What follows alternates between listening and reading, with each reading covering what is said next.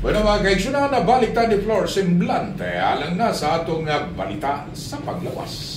Kaya balo ba ka mo nga dito nang nagka-HIV kung na human immunodeficiency virus ang adunay acquired immune deficiency syndrome kung na AIDS. Apan, ang tanan nga nagka-AIDS ang adunay HIV. HIV, mao kini ang human immunodeficiency virus.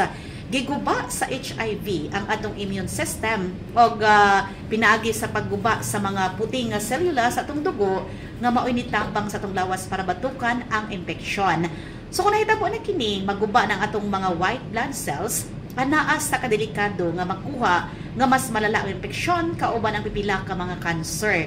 Kung ang HIV usab, ang dili kining maagapan, pwede kining mahimong hulga sa atong kinabuhi. Mao kini rason sa kamatayan o kasagaran ng mga infeksyon na batukan kini sa atong lawas.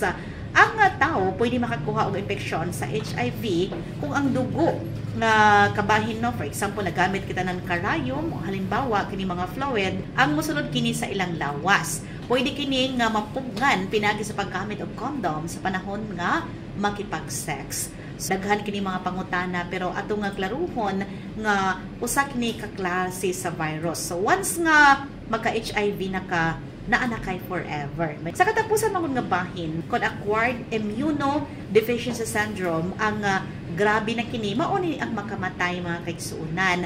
O mao kini ang huling yugto sa infeksyon gikan sa HIV, mahimo na kini nga AIDS. Kini mao infeksyon kung ang atong immune system ang grabe na kahina, mao kini hinungdan nga makamatay na.